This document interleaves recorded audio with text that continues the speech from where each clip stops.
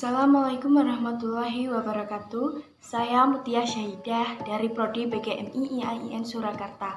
Nah, di sini saya akan menjelaskan sedikit materi tentang yang pertama HAM, yang kedua yaitu warga di era digital, yang ketiga adalah strategi nasional. Langsung saja ke materi yang pertama yaitu tentang HAM.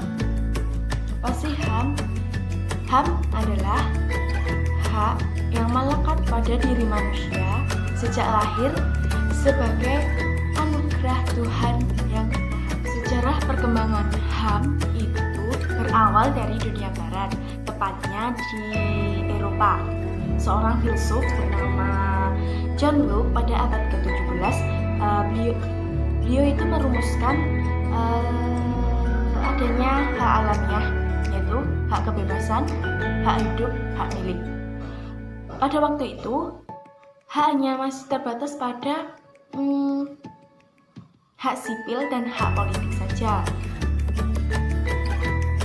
Sejarah perkembangan HAM itu ditandai peristiwa penting di dunia barat, yaitu yang pertama Magna Carta, Revolusi Amerika, dan Revolusi Prancis.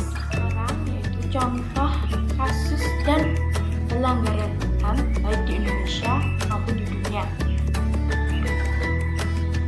Pelanggaran HAM yaitu suatu tindakan yang dilakukan oleh seseorang atau sekelompok orang atau aparat negara atau kelalaian hukum yang secara sengaja atau tidak sengaja menyebabkan berkurangnya atau tercabutnya atau terhalangnya hak orang lain.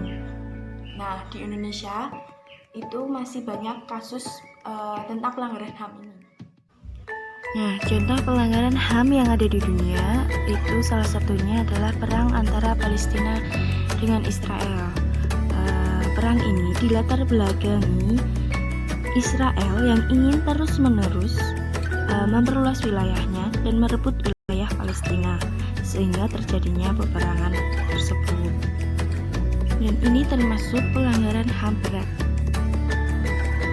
Sedangkan contoh pelanggaran HAM yang ada di Indonesia yaitu adanya tragedi Trisakti pada tahun 1998. Tragedi Trisakti ini diawali dengan sejumlah demonstrasi di berbagai kampus nasional menuntut mundurnya Soeharto akibat krisis ekonomi. Contoh kasus yang kedua yaitu Bu Marsinah.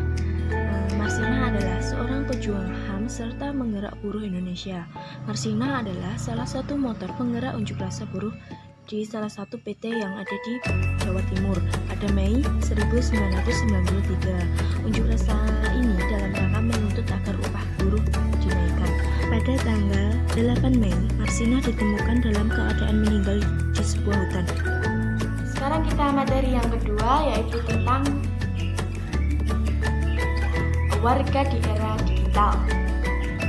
Nah, pasti kita itu sering dong browsing, chatting, email, atau Facebook di internet. Tapi untuk berselancar di dunia maya itu ada etikanya loh. Nah, jangan sampai orang lain terganggu olehmu atau kamu sendiri diganggu oleh orang lain. Nah, kita ke materi yang ketiga yaitu tentang strategi nasional. Nah, di sini saya mengambil satu materi yaitu geostrategi. Nah, udah pada tahu belum geostrategi itu apa? Oke, geostrategi itu diambil dari kata geo dan strategi. Geo artinya adalah bumi, strategi adalah usaha segala kemampuan untuk melaksanakan kebijakan yang telah ditentukan. Jadi, geostrategi adalah suatu strategi dalam memanfaatkan kondisi geografis negara, menentukan kebijakan, tujuan dan saran untuk mewujudkan cita-cita, proklamasi, dan tujuan nasional. Nah, tujuan geostrategi itu apa sih?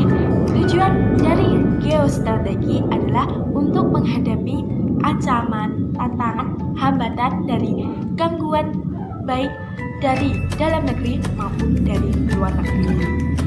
Nah, geostrategi itu memiliki dua komponen. Yang pertama, Trigatera. Trigatera itu meliputi geografi, sumber kekayaan alam maksudnya, dan penduduk. Nah, kalau yang kedua yaitu Pancagatera. Pancagatera itu ada ideologi, ada politik, ada ekonomi, ada sosial budaya, dan ada pertahanan nasional. Nah, sifat-sifat dari geostrategi itu mandiri, dinamis, wibawa, konsultasi, dan kerjasama. Geostrategi ini, implikasi dari geostrategi ini yaitu mewujudkan dalam pola pikir, pola sikap, dan pola perilaku setiap warga negara maupun pemerintah. Jadi tidak hanya warga negara aja, tapi pemerintahan juga. Sehingga setiap masyarakat itu dapat berperan dalam mempertahankan bangsa. Itu tadi materi yang sudah saya sampaikan. Semoga kalian paham dan semoga bermanfaat buat kalian semua. Sekian, wassalamualaikum warahmatullahi wabarakatuh. Jangan lupa subscribe, comment, like, and share.